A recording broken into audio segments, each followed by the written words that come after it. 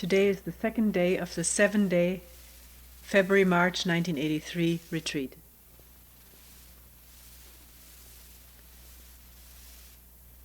And today's koan is number 37, the Mumonkan, as read from Shiba Yama's comments on the Mumonkan. The title is The Oak Tree in the Front Garden. The oak tree in the front garden.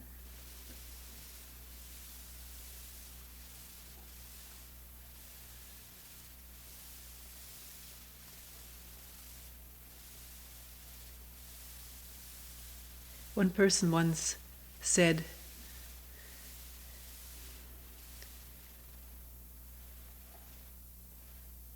if you comment on these koans and explain them, aren't you giving them away?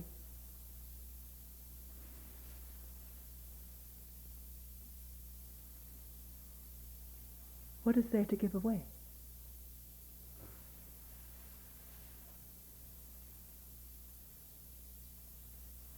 There's so many ideas about koans, what they're supposed to do for one, about numbers of koans, quantitative ideas about them.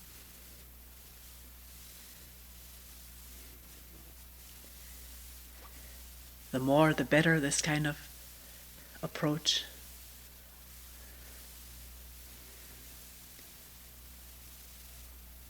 And there are, of course, many, many, many different interpretations and translations of koans. I have yet to open two books on the same koan and find the same version. It's amazing how far reaching, what a range there is to two versions of the same koan. So can one just not worry about all this stuff and listen and look and see what it means to oneself, whether one understands something for oneself? Drop the myth.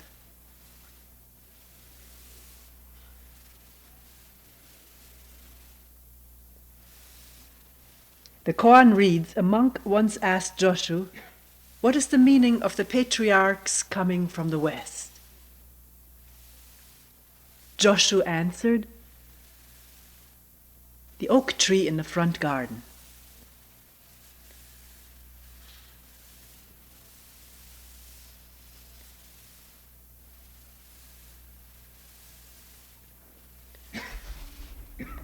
Actually, we read here in Shiba Yama's comments that Mumon just took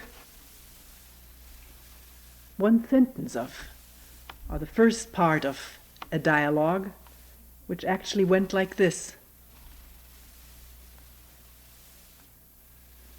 A monk asked, what is the meaning of the patriarchs coming from the west? Joshu answered, the oak tree in the front garden. And the monk said, please, O Master, do not teach us referring to objectivity.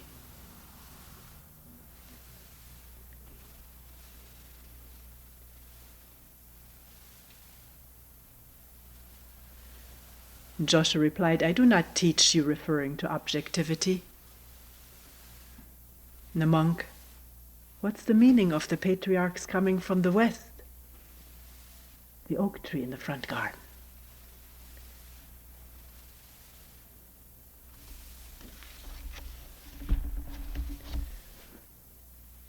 And Mumon, who's the compiler of this particular set of koans, makes this commentary on the koan. If you can firmly grasp the essence of Joshu's answer, for you there's no Shakyamuni in the past and no Maitreya in the future. If you can firmly grasp the essence of Joshu's answer, the essence, not the words, the essence, then for you there's no Shakyamuni in the past, Maitreya in the future. Shakyamuni referring to the historical person of the Buddha who lived 2,500 years ago, Maitreya, the idea of the future Buddha, who hasn't come yet and will come sometime or other.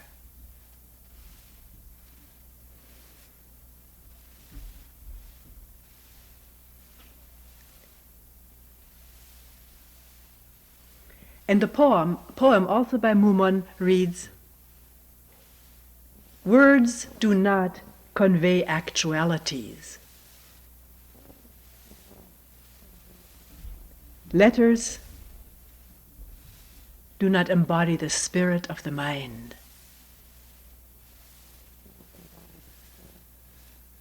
He who attaches himself to words is lost.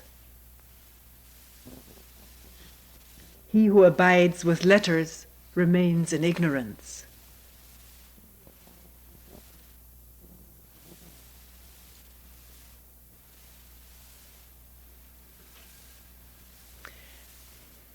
We often run across this question. Yesterday, if I remember correctly, it was, what is the essence of Zen, or what is your master's teaching? Today, what is the meaning of the patriarchs coming from the West? For those of you who are not familiar with Buddhist figures and legends or history, let's say a few words as explanation for this question. The patriarch coming from the West refers to Bodhidharma, who by all scholarly accounts is a legendary figure. It's never really documented any place that he did come, but it doesn't matter. Because the past too is just legend. It's not real anymore, it's not actual.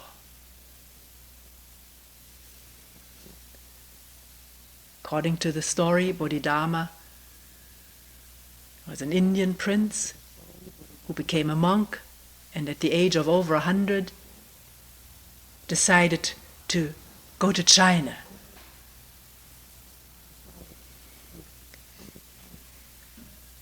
What his intentions were, I dare not say. Because the moment you put it into words, you're going to be shot down, and righteously so.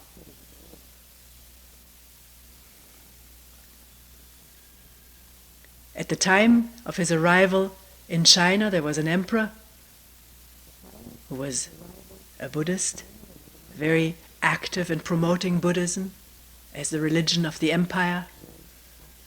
He supported the monastic orders, translated the Buddha's dialogues and speeches, talks, built monasteries, and so forth. And he heard of the arrival of this Buddhist monk from India and sent a messenger for him to come for an audience. Several exchanges took place. We won't go into all of them. But at one point, the emperor asked, "What is the highest truth of the holy teaching?" And Bodhidharma's reply was vast emptiness and nothing that can be called holy.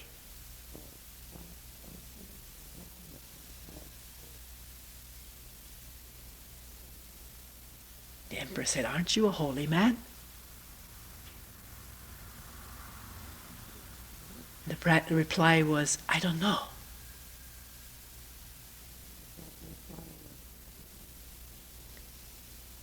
After that, the legend goes, Bodhidharma left the court.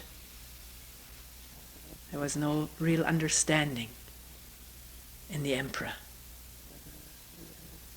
Bodhidharma left and sat for 9 years someplace in a cave,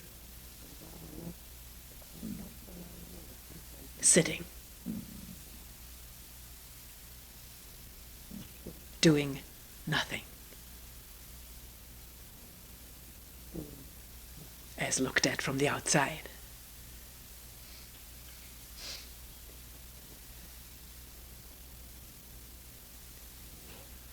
One person became his disciple and his successor, meaning there was understanding.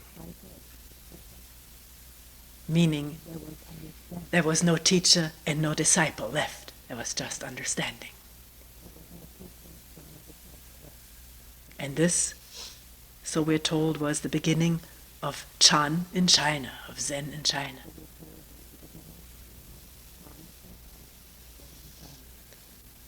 So the question, what's the meaning of the patriarchs coming from the West, is asking what's the highest truth? The truth of Zen, or what is Zen? We went into this yesterday. What is truth? Let's put it as simply as possible, as accessible as possible.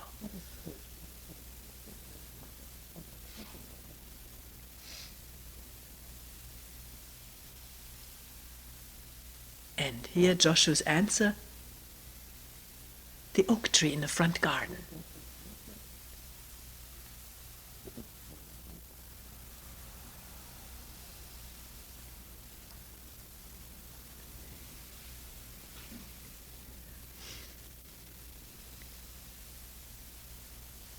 All of us must ask ourselves this question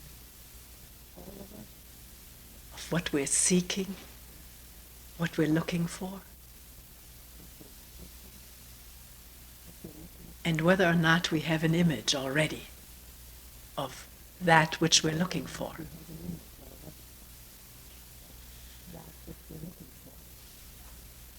Do we already have some idea of what constitutes truth? What is truth?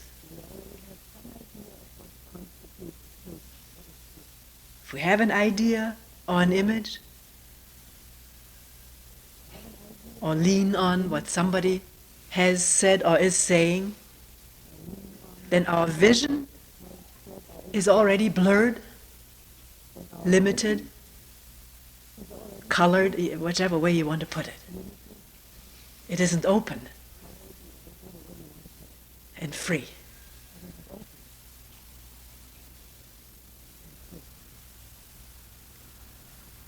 It can only be open and free and unlimited if we don't know.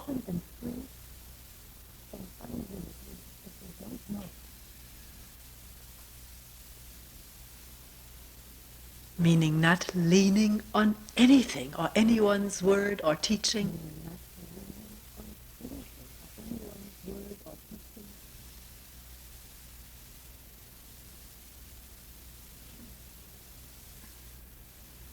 On any tradition.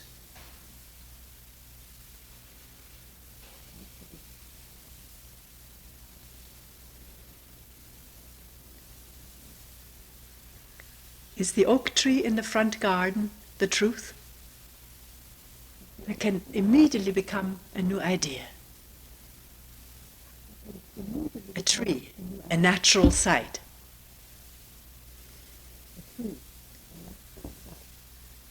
Or a natural occurrence. That's the truth. Not man-made things, but naturally grown things. That's the truth. Which is, do you see what goes on when one thinks that it's thinking? It's philosophizing. What goes on when one thinks that it's thinking? It's philosophizing. Making a concept out of something. What is the oak tree in the front garden? Or the tree? On the lawn. The tree on the lawn. What is it?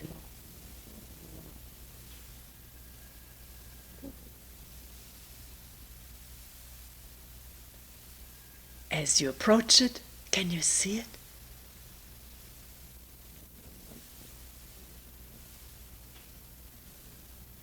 Is there already this most habitual urgency to find out what is it? I mean, to find a word for it? We go for a walk someplace, we see something that's unusual or beautiful. What is it? But not the way we use the question here, meaning opening up and attending and looking, but wanting a name, a word.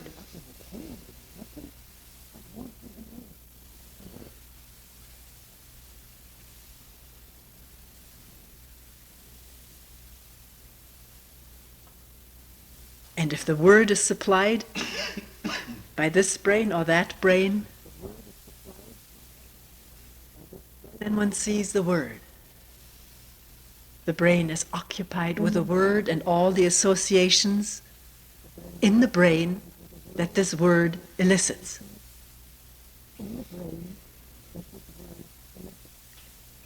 That is what is going on, and there is no seeing.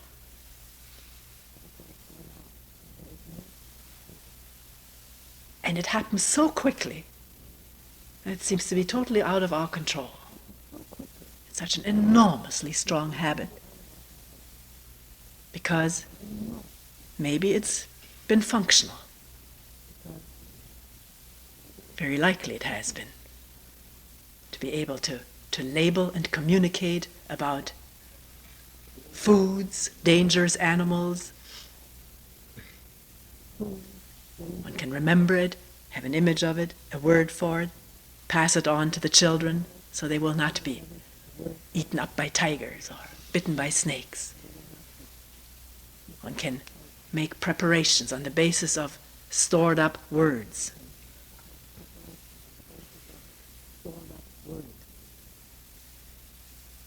So there's still this left, this security when I have a word for something. Then I feel, why do I feel safe or more at ease if I have a word for something? It really seems absurd when one thinks about it. And yet it is so, isn't it?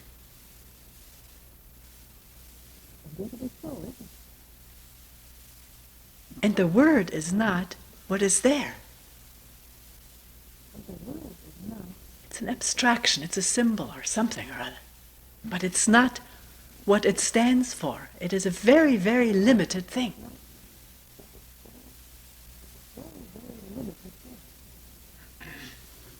What is the tree without a word?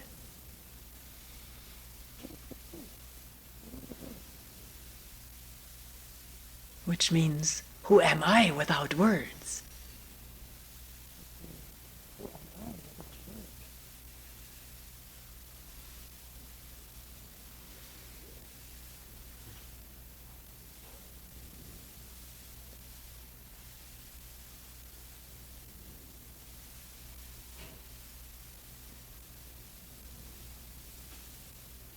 What is mu without an idea?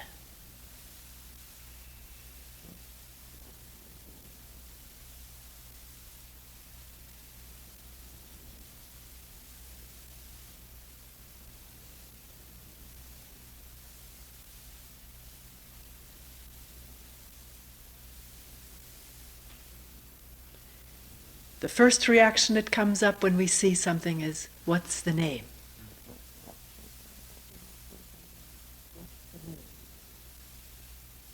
And most of the time, the next reaction that comes up is, I like it or I don't like it.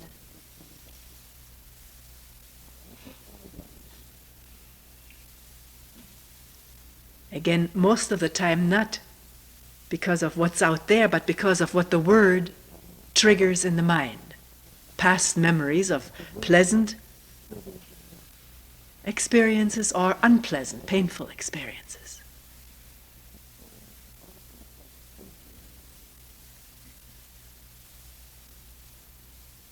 If we like it, then we go after it, pursue it, want more of it and more of it, over and over again. Or if unpleasant, painful memories are associated, we run away. And the thing itself, which has triggered all this, may be none of that. Maybe something entirely new and different, and we never give it a chance to be completely touched and contacted without anything in between, with a quiet brain. A brain that is alert, alive, and yet quiet, not pouring out its software. I don't know whether I'm using that word right. It's programs.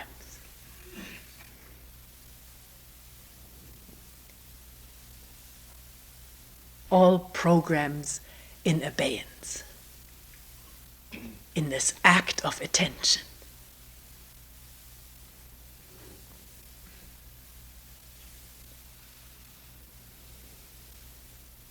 Sounds very complicated, and it is not. It's very simple. It's the words and associations and likes and dislikes, the clinging and the running that complicates matters, nothing else.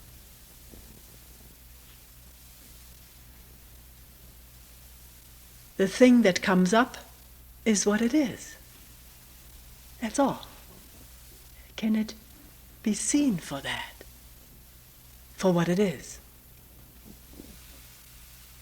In all simplicity and directness, whether it's fear coming up inside, or anger, or the tree on the lawn.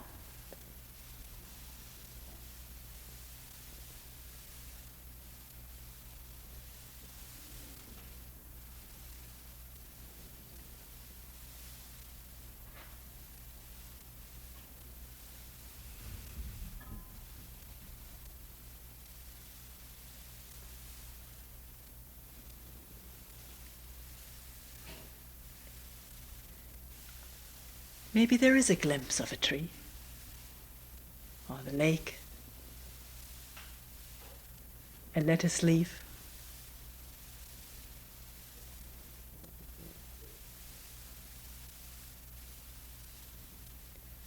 Where there is no word, and therefore great joy, an absence of all division, absence of all distance and separation.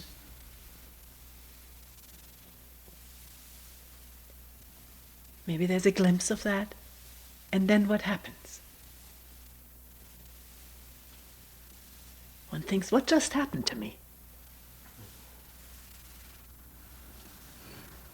And a memory is made out of it. A memory is recorded in the brain, and to that one clings. And in clinging to the memory, the vision is blurred again.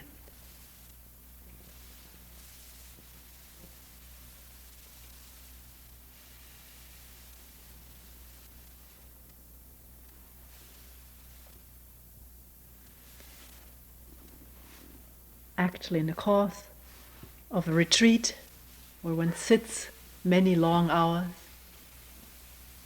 looking into oneself or questioning a koan, or just sitting attending, awareness of the breathing in the midst of whatever happens inside or out. There are these moments where there is totally clear vision.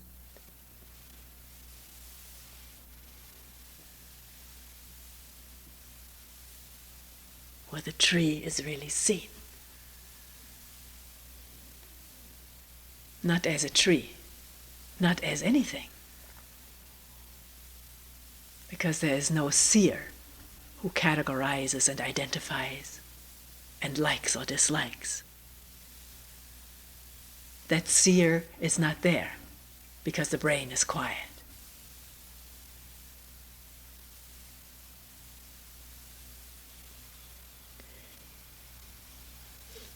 Yet, as one person brought up yesterday or whenever,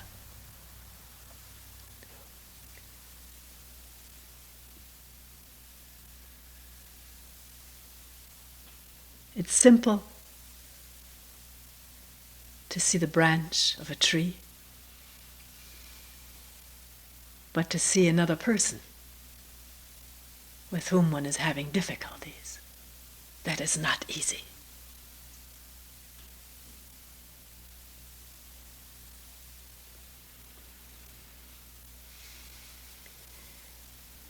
So rather than spending all the time with the oak tree in the garden, let's look at how we look at people. Because we live in relationship with each other, or without relationship, and therefore at odds, in contradiction, in strife, in war with each other.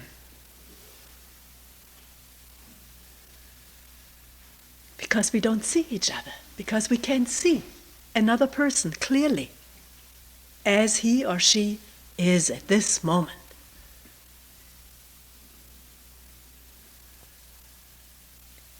There's no use to reprimand oneself for not being able to see, for having prejudices, to make resolutions to drop one's prejudices, to vow to love all people. You can do it, but what is the effect? Does anything change? You can strive after ideals of brotherhood,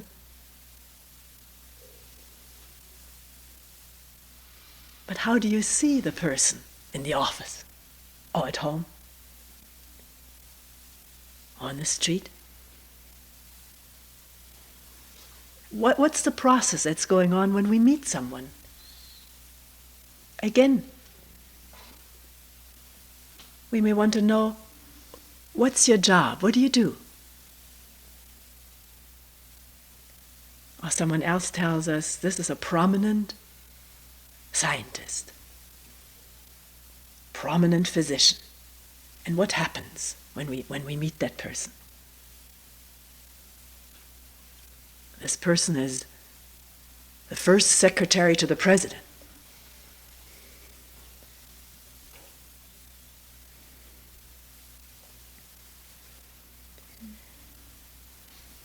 We do classify people by position, power, prestige, status. And that blurs our vision most of the time, doesn't it? Or does it? Maybe it doesn't. Then you're free of that. Are you free of what nationality this person has? Whether he or she is Lebanese,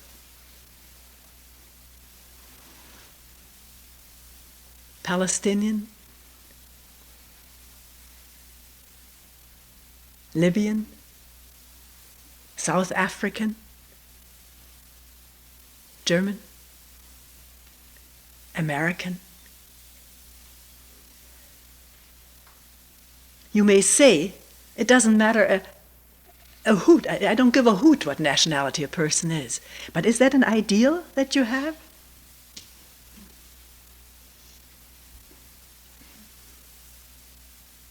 Are you yourself attached to your nationality? If you are, your vision of other nationalities is blurred. Because no doubt, you'll feel either superior or inferior, something or other.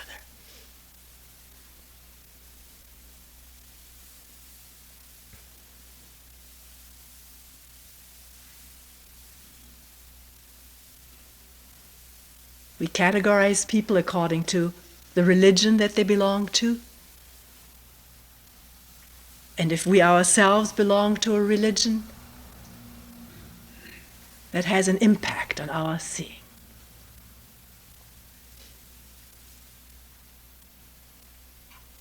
Because there is some place in the mind a notion that this religion that I belong to is somehow or other a little bit superior. You may say, no, I tolerate all religions. Is that an ideal?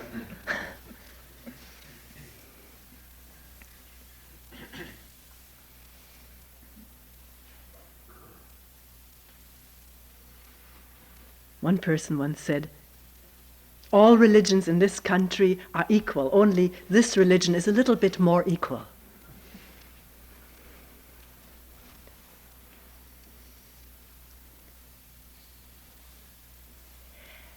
It's of utmost importance that you're totally clear on these things. On what names and labels do to the mind, that they distort the vision.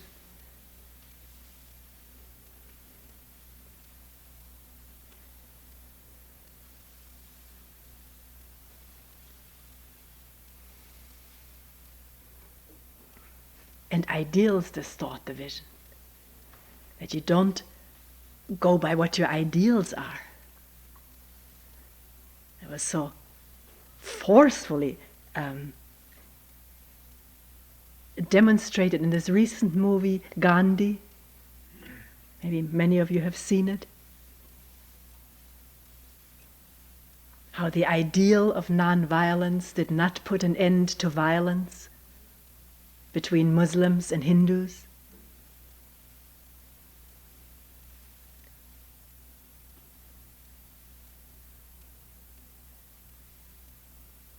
And that by believing in an ideal and in a person who represents this ideal and propagates it,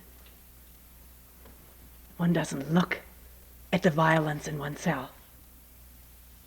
One somehow hopes or takes for granted that under the impact of the ideal and the following of the leader, this will sort of melt away. Which is a sheer assumption. It doesn't work that way.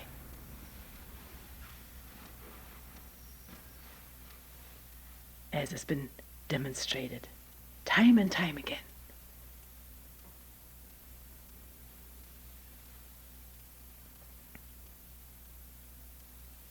Race, a black person,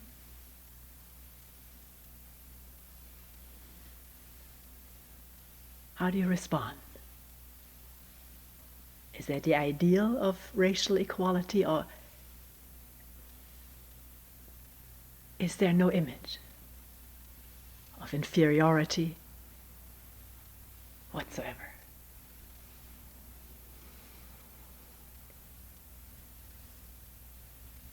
Is the brain quiet in the presence of a person of a different race from one's own, or does it produce associations? Does it produce associations unawares, unconsciously, or does one see it, and in a seeing one is not under its impact? Because the brain responds, as it seems, faster than lightning. Does one see it? Does one become aware of it? So one isn't overpowered by this whole thing, by this whole past impact being provoked and brought into activity.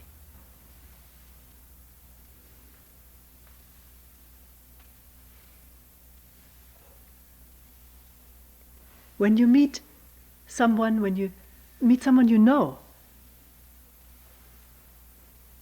does everything that you know about this person hang in there?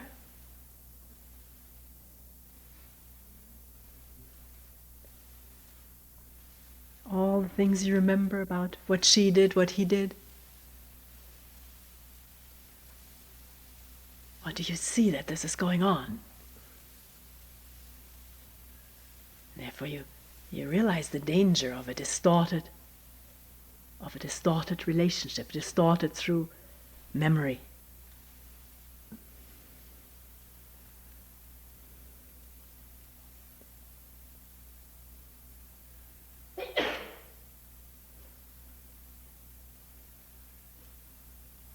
The person may have changed, but if you see this person in terms of what you know about that person, your relationship isn't changing. You constantly make that person into what you remember about him or her. You force that upon him or her. And there's no chance to see any change. Or the fact that your memory may be mistaken too. Memory may have recorded something that was not clearly seen then.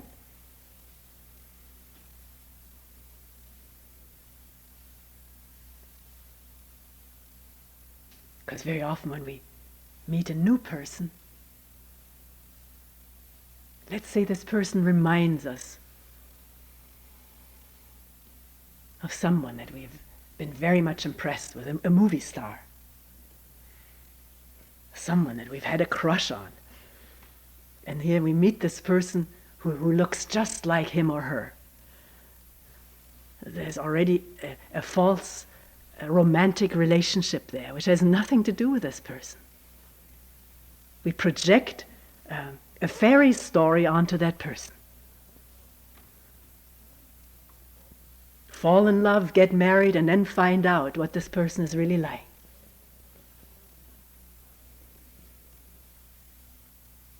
And we don't want the real person. We want the fairy story person, fairy tale person. So we keep looking and into one relationship after another. And we never know who we're really with. Because we cannot drop the image or the images.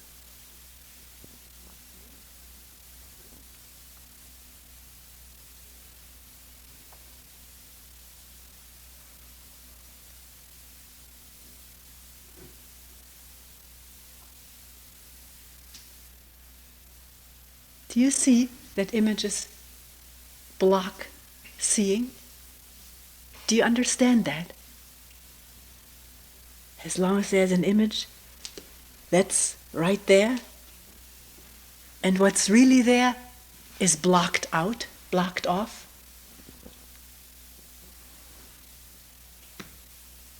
And therefore there's conflict. There cannot possibly be harmony. There must be conflict.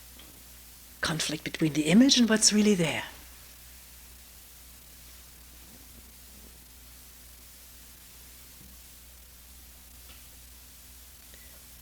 We've devoted this talk to images about other persons. The same goes for images about oneself. One cannot be in touch with what's actually happening within oneself if one has ideas about what ought to be happening or what shouldn't happen. Then there's constant conflict.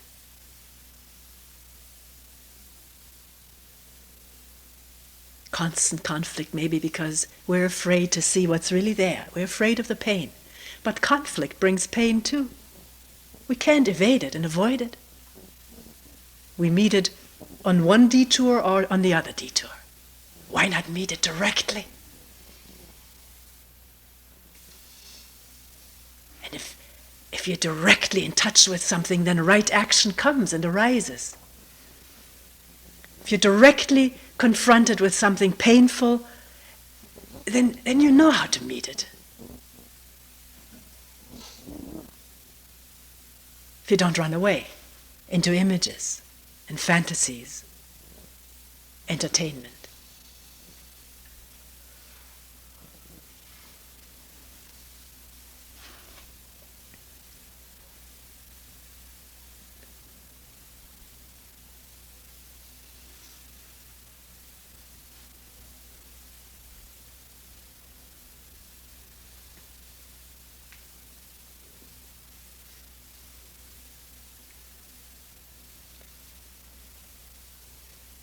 What is this work? This work that we're doing here, all of us, what is it about? Isn't it about finding out if there is anything beyond words and images and memories and ideas that have us in their power all day long and all night long?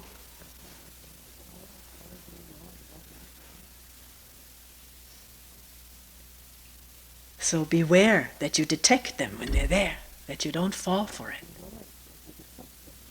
And if you find that you have fallen, can you just see it and move on? It's not necessary to react to it, this was bad or this was good. This is extra, and it's a drain on your energy. What is mu? You can't possibly know it. So drop all images about it. They may be very subtle, very hidden. And make for a distance.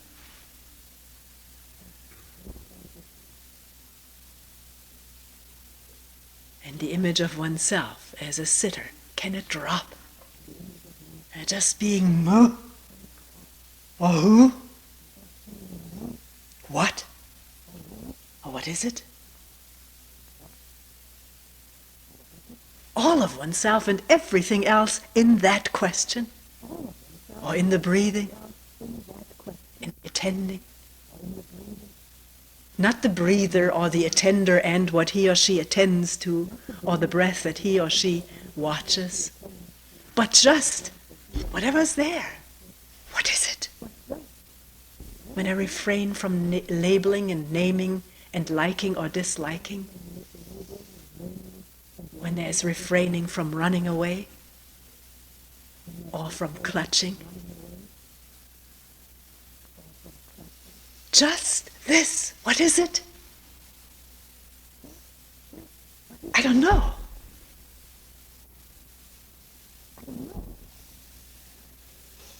What is it?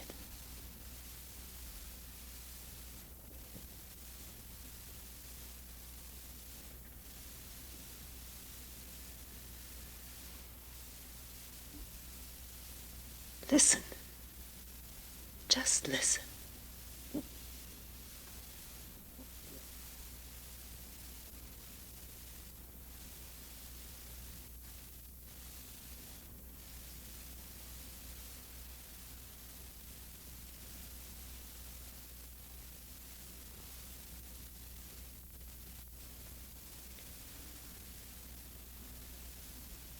We'll end here for today.